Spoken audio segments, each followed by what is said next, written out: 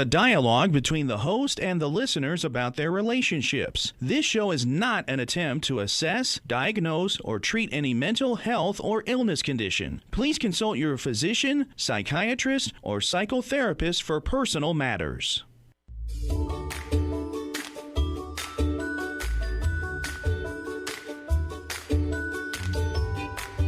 Inner Voice, a heartfelt chat with Dr. Foujan. Hello, everyone. Welcome to the Inner Voice Show.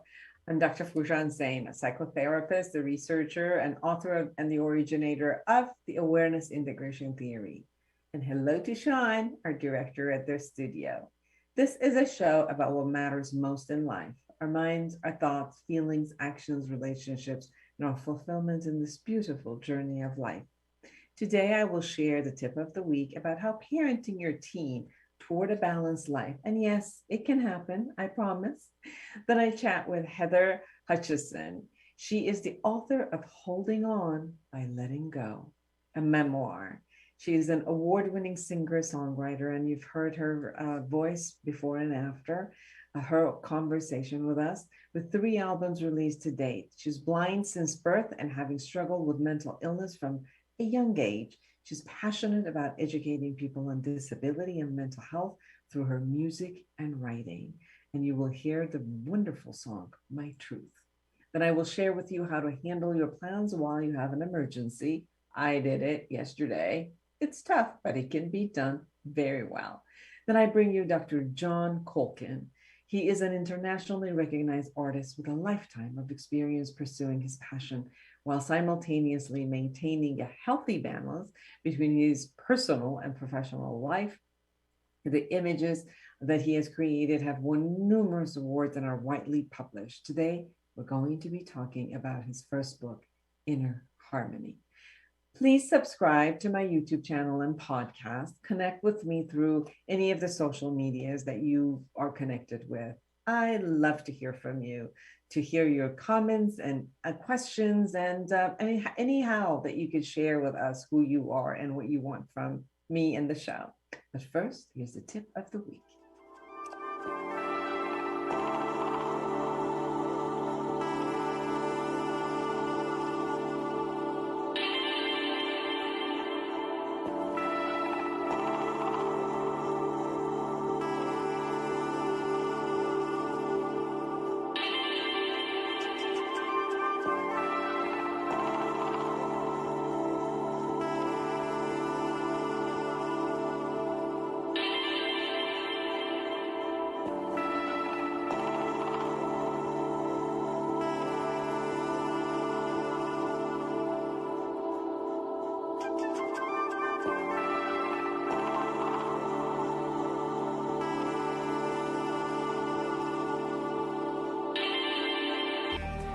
Have you ever wished you could just wake up one day, reach across your nightstand, and hit the life reset button? Let's face it, the struggles and frustrations of everyday life leave millions of women and men around the globe yearning for a new way. And the new way is right here in Life Reset, the awareness integration path to create the life you want by Dr. Foujan Zain. You can get it now at foujan.com or amazon.com.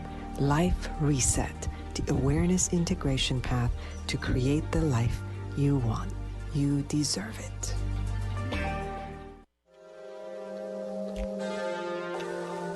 Here's the tip of the week. Parenthood is full of responsibility and filled with anxiety. It's been tough for many parents to handle their teens and young adults' emotional maneuvering. It's also tough for teens to handle their parents' controlling or manipulative or emotional outbursts. This age, the teenage, the dynamic can be very difficult time for both parents and the teens and the young adults who are still dependent on their parents. This week, I've talked to parents who have been frustrated with their teen not completing their chores, asking for help and yet not taking it, following through with what they're supposed to do, spending too much money, fighting with their siblings, not studying, smoking pot, drinking alcohol, and most of all, talk back in a disrespectful manner. I also talk to teens and young adults who have been frustrated with their parents, manipulating them, scolding them, controlling them, repeating themselves, reprimanding them for something that the parent do themselves, and talking down to them, and most of all, destroying their self-esteem with the way they talk down and the words they use. Many parents are still parenting their teens or young adults similar to when they were young children. While it's important for the parenting style to change to be age appropriate, teens begin to act independently while in reality, they're not. And this means that they are ready to learn the skills of independence. They need a guide to teach them communication skills, financial management skills, relational skills, time management skills, and much, much, much more. Parents at times get confused by their teens acting and demanding to be treated like an adult, yet in many areas of life, they don't have those skills to be fully responsible. Therefore, there are lots of opportunities for misunderstanding. Communication that is respectful, compassionate, clear, and firm is very helpful and a good role model for teens to follow when they are talking to their parents. When a parent requests for the teen to do something and is not accepted by the teen, a full explanation of the wisdom or the logic behind it should be communicated so that the teen can understand and learn the decision-making process behind the request. Many parents concentrate on their teen just studying, while they may not create a structure for the teen also to take responsibility in the division of labor around the home, or the structure for the allowance and the accountability of spending their money, or structure balancing and managing time between school, work, hygiene, play, chores, and socialization. As each of these structures is created, your teen will be able to learn and succeed in one area of life and gets to learn how to balance their overall life. This type of training at home will support them to continue the same balance in college and in life. Teens and young adults go through lots of anxiety about forming their identity, peer pressure, wanting to be free while wanting to still be taken care of, being pleasure, having pleasure, having thrill, and comfort-oriented personalities. This stage becomes a juggling act between the short-term pleasure-seeking mentality and learning to be responsible and accountable. Parents go through a stage where they prefer to allow the teen or the young adult to have more responsibility while they're afraid of the short-term pleasure-seeking behaviors of their teen. It's hard for them to know where to let the rein kind of loose and where to pull it tight, since every time they pull, they get a harsh reaction from their teen.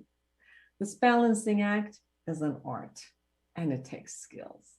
So for more observational and communication skills in the area of parenting, go to my book, Life Reset, the Awareness Integration Path to Create the Life You Want. Thank you.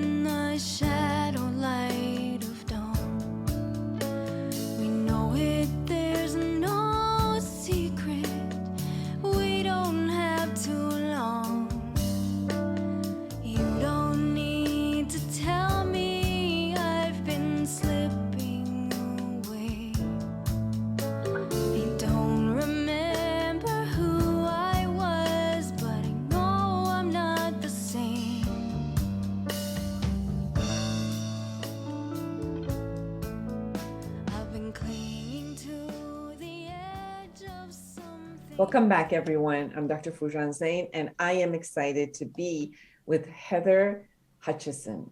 She is the author of Holding On, but letting go, holding on by letting go. And this is her memoir. She's an award-winning singer-songwriter with 3 albums released to date, and you are hearing her song today with us also.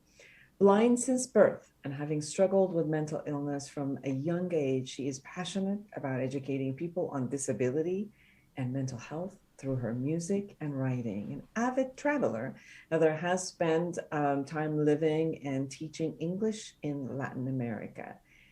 Welcome to the show, Heather. Thank you. Thanks so much for having me.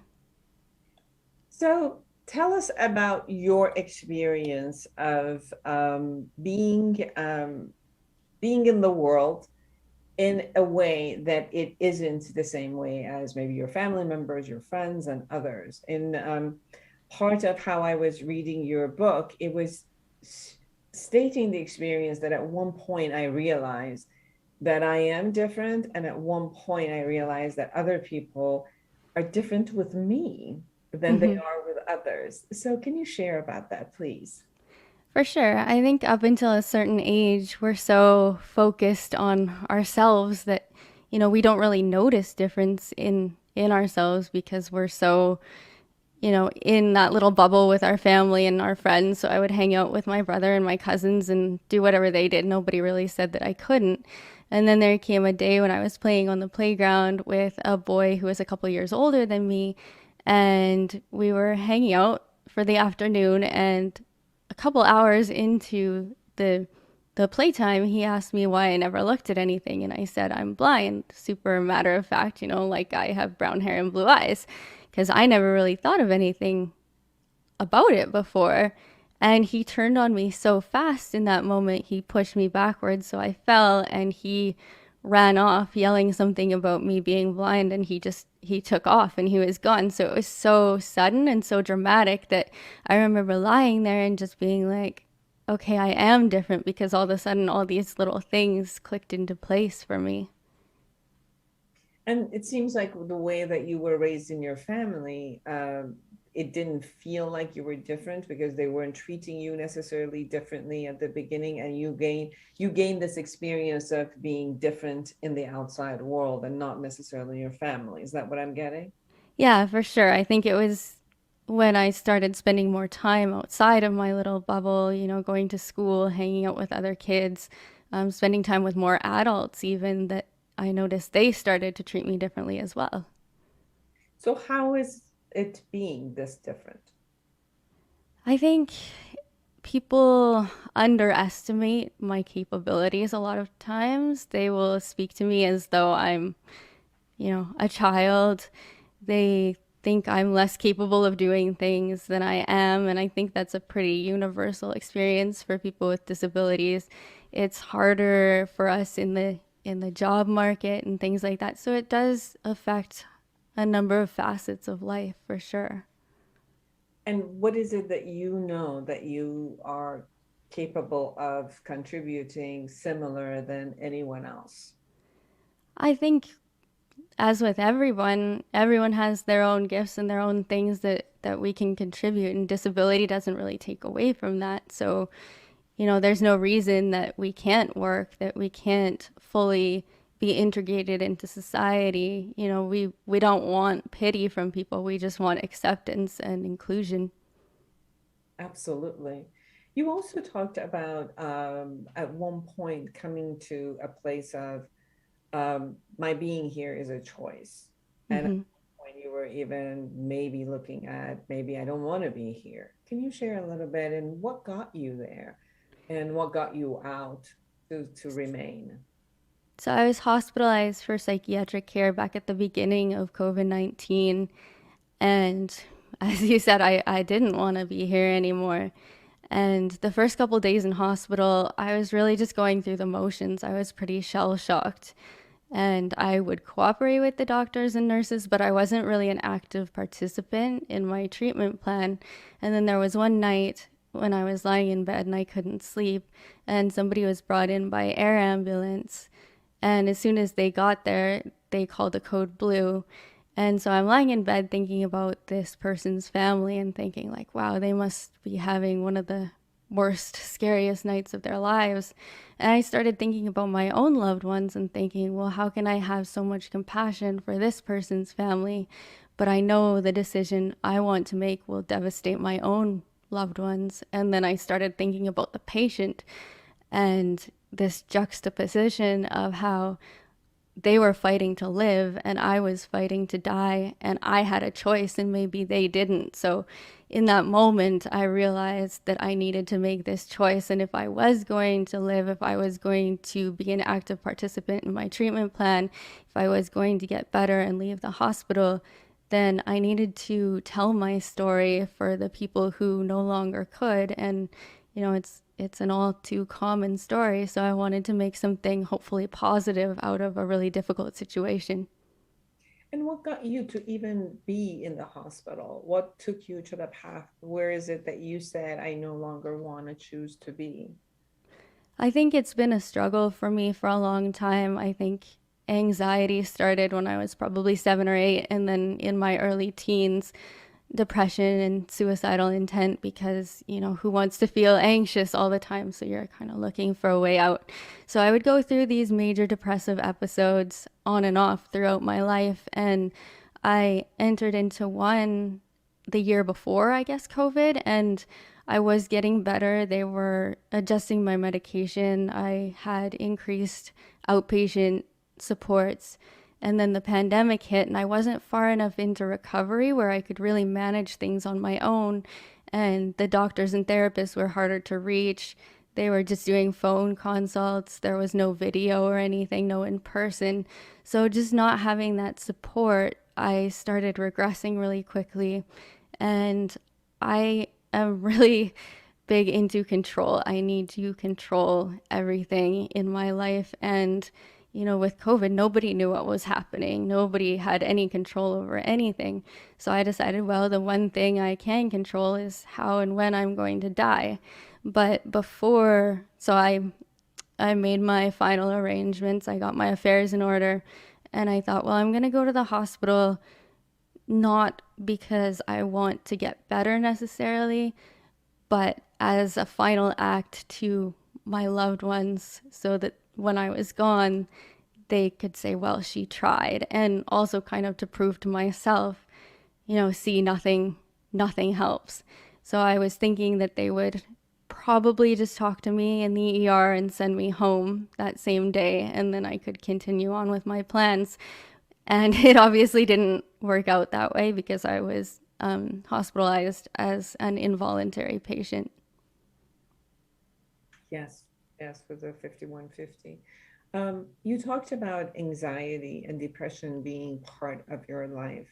Do you think that was also connected to you being blind, or it was completely something different and the anxieties were different? You also shared about needing everything to be in control of everything. And obviously the world doesn't cooperate with us most of the No. time. Give it to us the way we want it. And so I get it that the anxiety was high, but I just wanted to check to see if this was due to knowing that you were different and you were blind, or was it just something completely different? I think it was such a culmination of things. I think definitely blindness did play into it. And for years, I was kind of hesitant to seek help because I thought if I did, they would just be like, well, you're blind, of course you're depressed. But there's so many more facets to that, you know, things that happened when I was growing up. Certainly being blind and being sensitive to other people, and how, you know, I just wanted them to all be comfortable. And if I couldn't do that, you know, it felt like a failure on my part. And did you experience that failure? Because you wanted people to be comfortable with you, and if they weren't, then you were taking it and putting it on you as if it was your responsibility? Yes, definitely. Even, you know, people out in public, it could be the smallest interaction with somebody who was clearly uncomfortable being with me, or, you know, a waitress in a restaurant who won't speak to me directly. You know, they'll ask whoever I'm with, what does she want to eat? Those kind of things. So they're obviously uncomfortable. And sometimes I can't fix that. And even if I make that one person feel more comfortable, well, there's a million more out there. So it's kind of this never ending, feeling of failure that I can't do enough to make everybody else okay with who I am. I think there's a beauty in this type of being responsible and holding responsible for others, because it shows that you're such a conscientious person. And on the other hand, it's such a tremendous amount of responsibility to take, Yeah. where it's kind of hard to, kind of ease everyone else around you and their emotions and what their knowledge is, and especially people who don't know you. I think that there's a misunderstanding of not knowing and not having the knowledge. And a lot of people might even experience their own fear of not having something, not if they like if somebody has seen all their life, it might be that there's a fear that they have no idea what they would do because they have relied on their eyes as one of the biggest senses for them. But obviously, if someone does not have the eyes to rely on, they will definitely rely on other senses, and they're going to be heightened. Where if we are only, relying on our eyes, we might not exercise other senses. But I think a lot of people don't have the understand. They just don't have the experience. Yeah. So I could see that the difference of experience might also appear as odd, or they will react to it in that way. And then I get it that you took all of their reactions personal, and to you, it was personal to you, and then you took responsibility for that. Yeah, as long as I was outside of my house, I had this feeling where I had to be on all the time. I had to be perfect. I couldn't let anybody see me falter. You also became an award-winning artist. So there was a part of you that was putting yourself out there and sharing and being seen, and you created a lot of success. So share with us that part of your life. Yeah, my first album came out when I was 16. I actually met my producer at a talent competition I was in, and he came up to me backstage. He was on the panel of judges, and he said, I like your music. We should talk about recording. And I kind of never thought it would happen. And then 3 weeks later, we were in the recording studio. So that was kind of crazy to go from, the high school band room to all of a sudden being in the recording studio.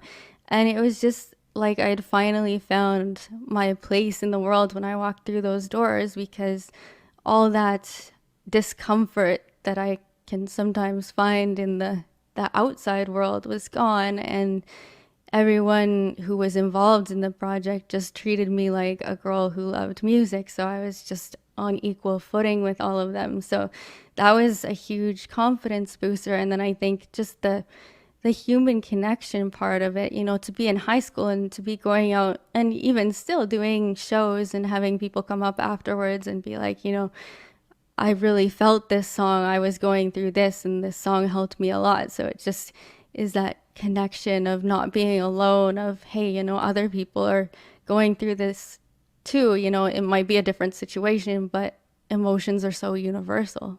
Yes. And Heather, this type of connection, this type of equalness, this type of being with others and really sensing how much they love you, how much they appreciate you, did that at all transfer to the side of you that became anxious and depressed about not being similar and being different, and then, kind of like taking responsibility for other people's reactions?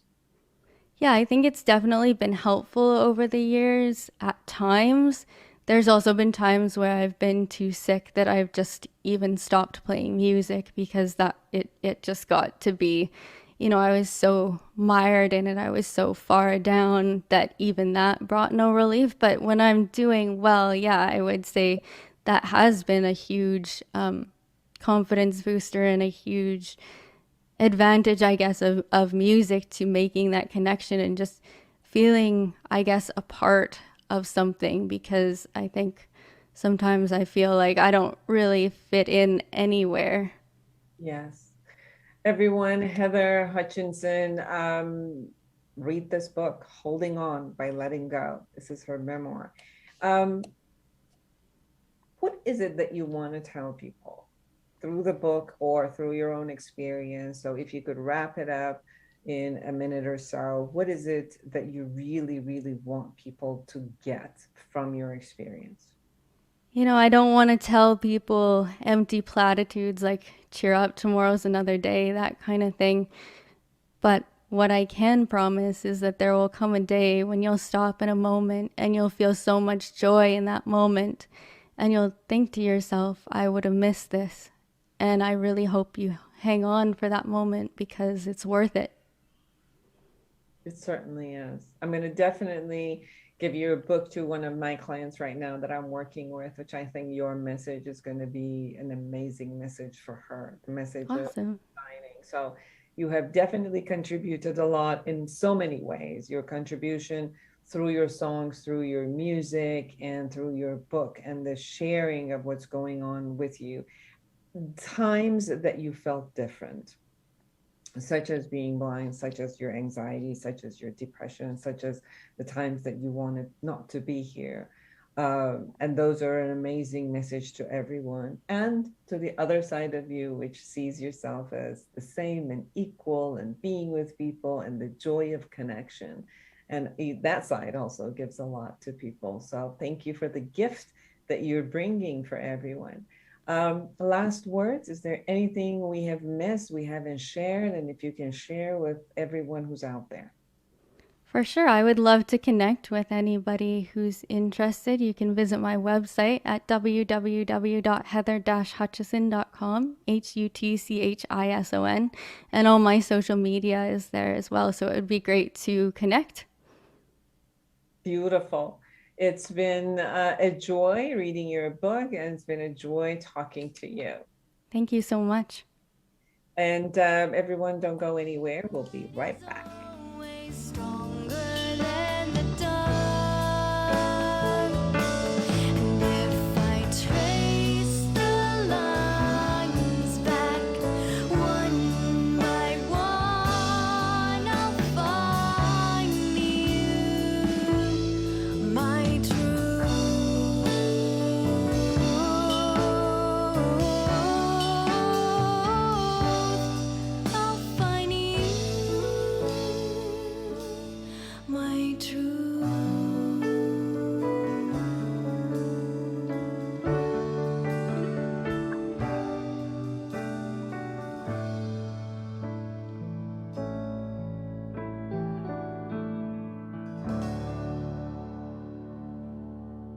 How do you handle when everything's planned during your day and then an emergency happens which disrupts everything?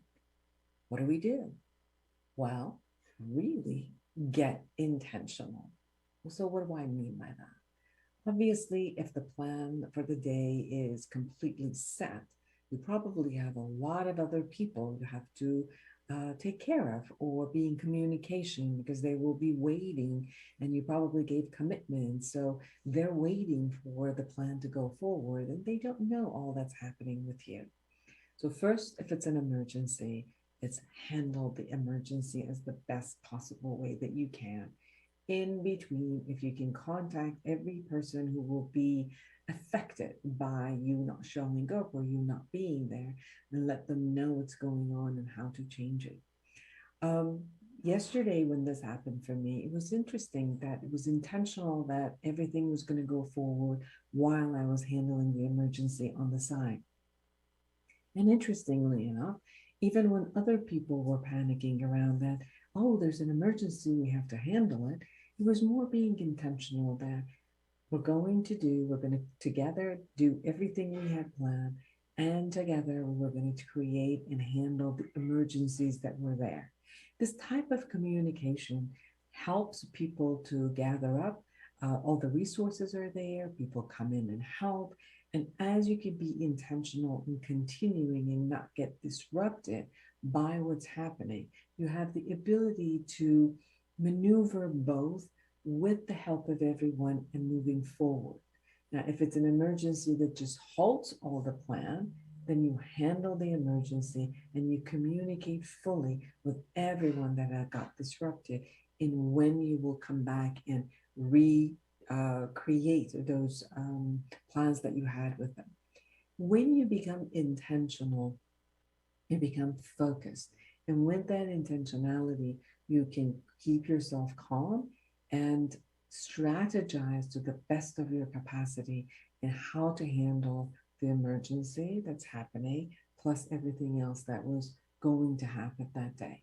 Most people get very frazzled at that time. And because of the frazzleness and seeing, I can only do one of them and what's going to happen to the rest, in that anxiety, we forget, we start blaming others, or we're going to poor me, or all of those other types of thought processes, which are not useful at that time.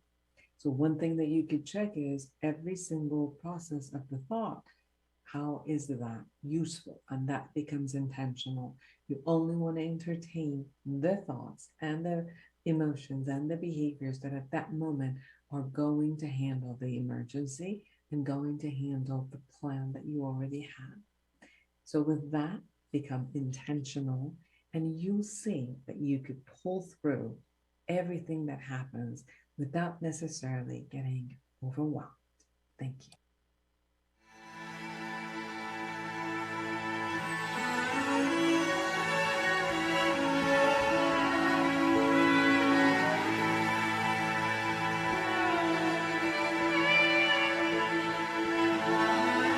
Welcome back, everyone. I'm Dr. Foojan Zain, and I am excited to have Dr. John Colkin with me.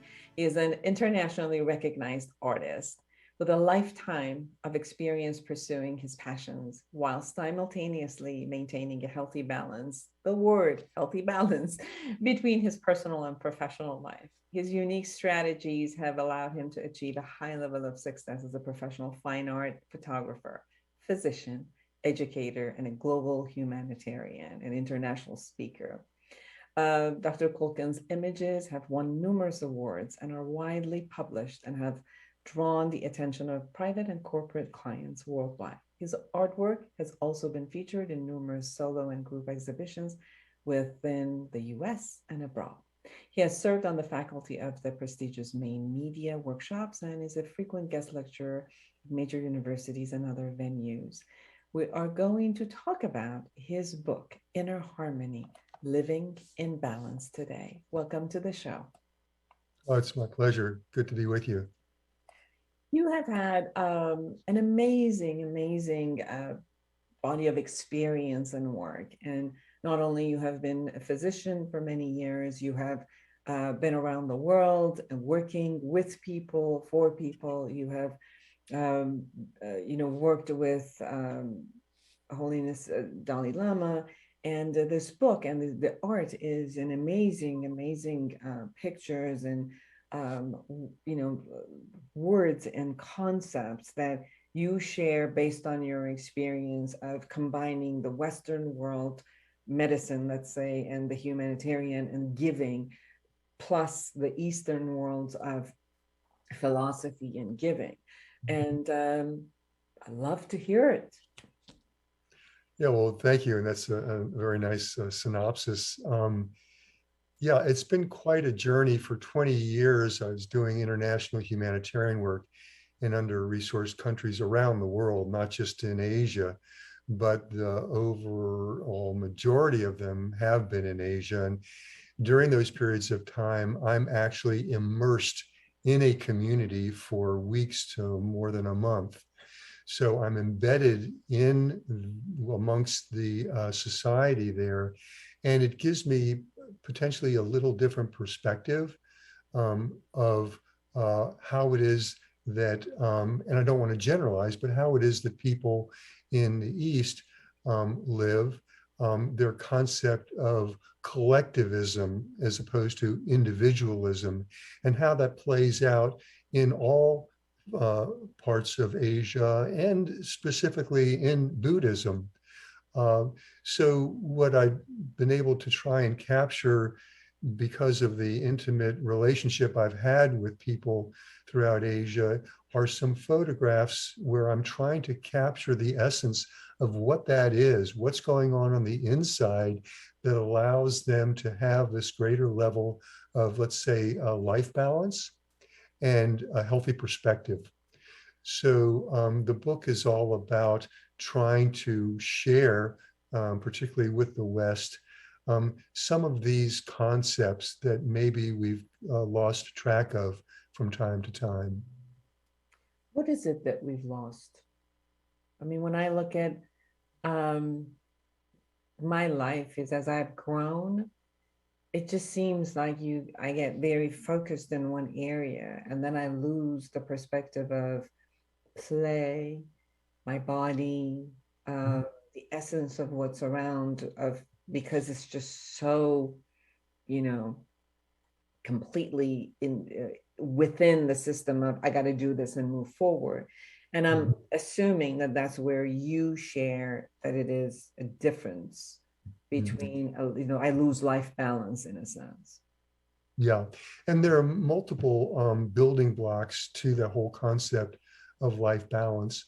I think from my perspective, it starts with a clear understanding of who I am as a human being and not being labeled with a stamp in my mind or by others as, let's say, a physician. That's a very narrow way of looking at a human being. We are parts of a family, our immediate biological family, but also the greater family. So family is part of being a human being. It's that interconnection that's important. Growing up, I was very fortunate in being immersed as an athlete, but also a musician, and also interested in math and science. And I wasn't concerned about being labeled a nerd or being a jock or whatever. It's just following my natural instincts. What happens in the West frequently is we get this notion that we have to follow a script. And when we do that, the passion is drained out of us. And rather than following a combination of our heart and our mind, we get down this track where we lose track of what our heart is telling us. And it's always looking for what's over the rainbow, over the horizon, rather than understanding what's important now and have a clear vision of what our values might be. So we have to then titrate and balance things in order to live that full life. So I can only spend, as an example, if there are 24 hours in a day, so many minutes or so many hours to, let's say, social media, or to being at work, or to sleeping. And we have to prioritize. We have to learn how and when to say no to certain things. But if it's not based on our values and what's really important to us, then it's easy to get sidetracked. Now clearly we all have a situation where we have to live, we have to survive. So we have to have a job, we have to have money coming in from somewhere. But the question is how much money? And the good sociology studies clearly show that once an individual has the 5 basics, which are a roof over your head, adequate food, clean, accessible water, safety, security, and a community, those are the basics that we all need. So once you have that, then the only thing that brings us to that level of happiness or contentment or inner harmony is how our brain, how our mind, how we are processing things, what's going on the inside. So if we're looking at the inside, it's how am I going to negotiate? How am I going to navigate through life? And one of the things that has been helpful for me, and that His Holiness talks about all the time, is considered the reincarnated Buddha of compassion, is compassion. is the next thing, that missing piece, once we have the 5 other basics. So compassion is caring for my own well-being, caring for your well-being, and then action that's based on wisdom. Because if it's not paired with wisdom, then we're likely to go in the wrong direction. So compassion is a wonderful, energizing concept, and it's a very constructive, healthy emotion. It's a good way to motivate us forward. And if we have that as our benchmark of what we're trying to live our life with, compassion, then we're much more likely to be happy and have a balanced life. So when you say that compassion, if it's not intertwined with wisdom, or it doesn't take its message from wisdom, that it could go in a wrong path, what does that mean? Sure. Well, I know personally that at times I've had the best intentions when I've said something to someone, trying to be helpful. And I think everybody else has been in that situation too. And whoops, things didn't go the way I had planned. Now, that doesn't mean I can always control how it's going to go, and I can't control the other person's mind, but then I need to kind of figure out how to reset sometimes. So as a physician, let's give a perfect example. As a physician, my intention is to help people. And my specialty is to help people with problems from the tip of their finger to just above their elbow. Well, if that's my intention, but every time someone comes in and says that they're had tingling in the tip of their thumb, oh, you must have carpal tunnel syndrome. Oh, you need surgery. Well, despite my best intentions, I could be giving them the wrong advice. So I have to incorporate wisdom into the process, think clearly, not be biased by the last 2 patients that I saw that both had carpal tunnel syndrome, and figure out the best way to move forward. So that requires clear thinking, perspective, and wisdom. So when you're looking at a life balance, you talked about different areas that appear to be very important for us to have as a base. And so even when we're looking at the base, sometimes life goes off balance. So it's not that life is always off balance because of the career versus all the other. What are some of the signs that you have seen, or you would share with us, that you could watch as life is going off? And then what are some of the practical tools which you have shared in your book that brings us right back into the balance? Sure. Well, the things that throw people off, from my perspective, of course, is having the wrong priorities, the wrong goals, thinking that, as an example, money is going to buy what they need, and then they're suddenly going to be happy. And so there's constantly striving for money. And then they get sick because they've stressed out so much. And then they've got to spend their money to get better for their therapy. And, it's just a vicious cycle. So appearances, external appearances, whether it's stature, whether it's physical appearance, whatever, those are things that get people off track. Ego gets in the way. That's part of it. Greed, unfortunately, anger, thinking the worst of a situation, or getting so wrapped up in something that one can't then step back and clear the mind and bring the blood pressure down, and then move forward in a better way. So those are some of the things. And some of the things that I find can be particularly helpful in that process. Well, the first one, and this is medical, is a healthy full night's sleep is crucial. The number of people that have sleep problems in the United States is enormous. And those that are dealing from chronic stress, even before the pandemic, was over 60% of adults. So we have to learn how to decompress and clear the mind. But And if people are interested, I'm happy they can email me through my website, colkinphotography.com, and I can send them some sleep strategies. That's a good place to start. Okay. Then it's more a matter of uh, little daily reminders. I'm thinking of practical things that people can do.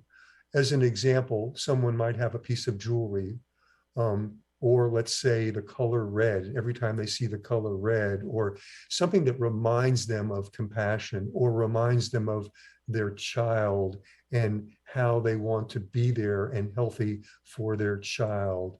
Or it could be a screensaver on your cell phone or your computer that reminds you about your value, a value that's important, or a code that you use to get onto your cell phone or your computer. All those little things can be very, very helpful. There are ways of doing, and those are almost a mini meditation. And it takes like 2 seconds to do it. And if we do it consistently through the day, it can be helpful. Writing down 3 points of gratitude at the end of each day, non-material things that I'm grateful for.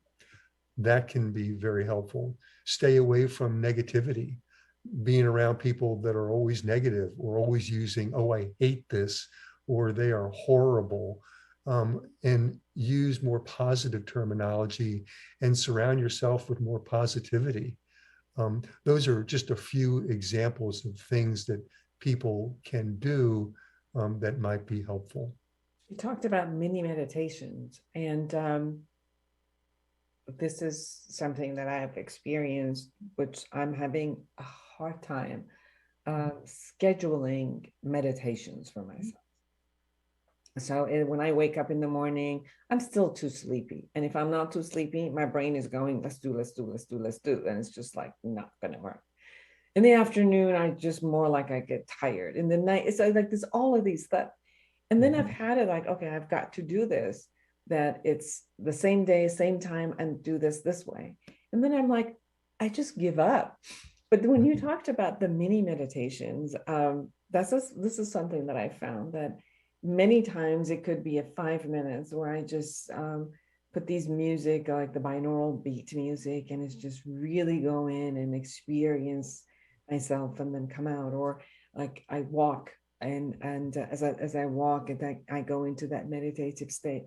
And I found that instead of constantly going at myself for not scheduling the meditations the way that I sense that I need to, then to compensate, or just not even compensate, but be okay with all day spurts of the moment meditative experiences. So I really loved what you said about those. Can you share a little bit about meditation and especially people who go through the ups and downs with it, like me? Sure. Yeah. And so the first thing is, and this is a Buddhist concept, accepting reality. The reality is that the world's not perfect. And despite best intentions, things aren't always going to go well. It's just the way it is. It's the way it is. And not to be too hard on myself. And to set myself up for success, not for failure. So what I mean by that is that, let's say someone decides they want to meditate, and I'll explain some different types of meditation in just a minute, and think, I really need to meditate. I should do it 15 minutes, every day. You're setting yourself up for failure. Because if you haven't done it, why don't you set yourself up for success? Let's do 15 minutes twice a week for 4 weeks, and then reassess and see how it's going. Okay. And see if you can schedule it into your day. Now, the other question, though, is what kind of meditation? So I'd be too fidgety for it to sit and meditate. It's just doesn't work for me. I'm just not that kind of a person. It's great for other people, but not for me. So I find synergies. So as I mentioned before, I've always been into athletics. I swim. Swimming can be an excellent form of meditation. I'm gliding through the water. I'm focused on aerodynamics. I'm counting my breaths. counting my strokes, and I'm gliding back and forth, the same stroke. That's a form of meditation for me. You had mentioned walking meditation. Well, in Tibet, they sit while they meditate. In Myanmar, I have photographs in Myanmar where I was at a Buddhist meditation center where they meditate 8.5 hours a day under mosquito nets. They're sitting for 8.5 hours a day. Well, in China, where some of the photographs are taken, they do walking meditation. They don't sit to meditate, they walk. One can, let's say if someone's a soccer dad or a soccer mom, you go and watch your child at the soccer match, and then during quarters or halftime or whatever, you get up with your walking shoes on and do walking meditation, walking around the track. You can walk meditation going up a flight of stairs. There are all different ways to meditate. Someone can meditate while they're walking their dog. So it doesn't have to be the same strokes for all folks. Beautiful. Dr. John Culkin, everyone, this beautiful, and I mean it when I say beautiful book, Inner Harmony, Living in Balance. It is an amazing collection of his photography and what he has found as an experience and is sharing it with you, and beautiful words of wisdom. Dr. Culkin, in 1 minute, anything we haven't touched upon and you really want our audience to know? Well, I think the one thing about the book, and I don't want to be necessarily plugging the book, but I'm hopeful that it has a number of caveats based on my experience and the photographs that will be of some inspiration to people. It's in 18 chapters. His Holiness the Dalai Lama wrote a foreword for the book. The Queen Mother of Bhutan wrote a foreword from the book. I just found out 4 days ago that it won the International Photography Awards second place for the best documentary book for the year. So I hope there's some value in the book for people, and that the proceeds from the book, everything that I receive from the book, is going to two nonprofits. One that teaches compassion and life balance to children worldwide, school curriculum, and the other that empowers disadvantaged women. So I think there are plenty of ways that we can all win in this world, in a collective society, and all benefit. So it's been an honor to be with you today. And I hope that we can all move forward with greater inner harmony. Oh, absolutely. Thank you so much for the time that you've allowed with us. It's been a pleasure and I learned a lot. Thank you. You're welcome. Have a good day. And for all of you who are out there, create an amazing life for yourself and everyone around you. And until next week, bye-bye.